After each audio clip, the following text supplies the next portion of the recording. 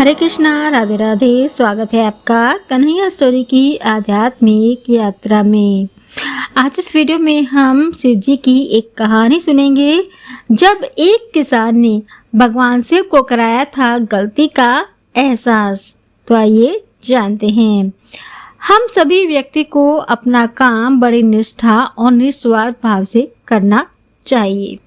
गीता में भी भगवान श्री कृष्ण ने कहा है कि कर्म करो लेकिन फल की चिंता मत करो। लेकिन क्योंकि कर्म करना ही व्यक्ति के अधिकार में है, उसका फल नहीं।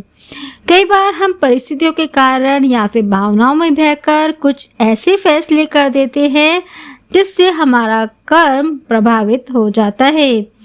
आपको कर्म क्यों करना चाहिए, आइए जानते हैं, पढ़ते हैं, सुनते हैं भगवान शिव और किसान की कथा।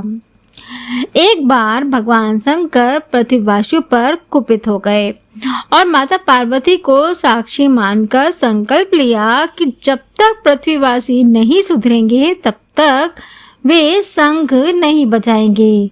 देवता जानते थे कि शंकर भगवान शंख बजाएंगे तभी बरसात होगी।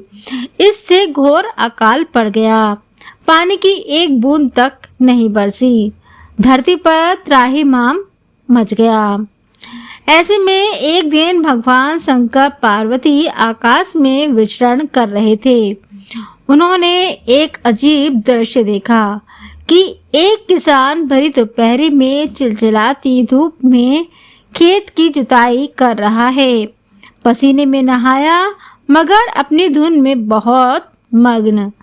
जमीन पत्थर की तरह सख्त हो गई थी, फिर भी वह जी तोड़ मेहनत कर रहा था।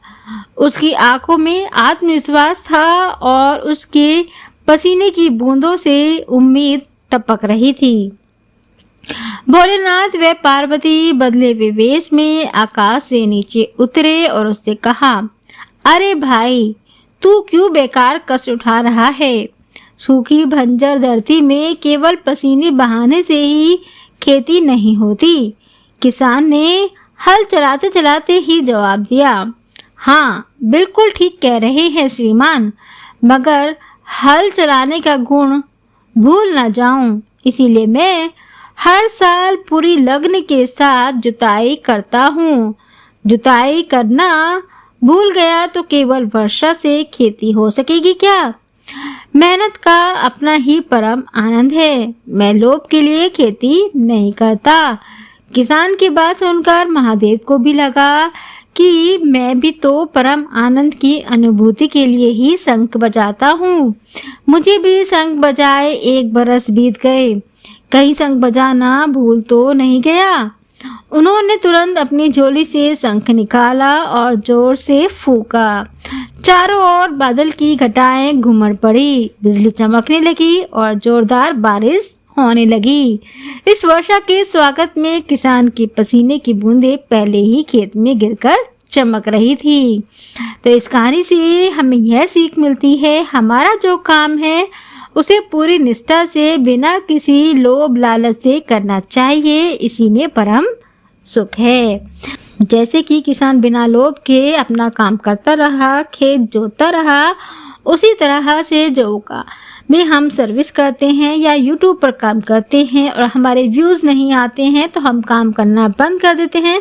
तो ऐसा नहीं करना चाहिए, हमें अपना काम लगातार करते रहना चाहिए। जय श्री राधे। ओम नमः शिवाय।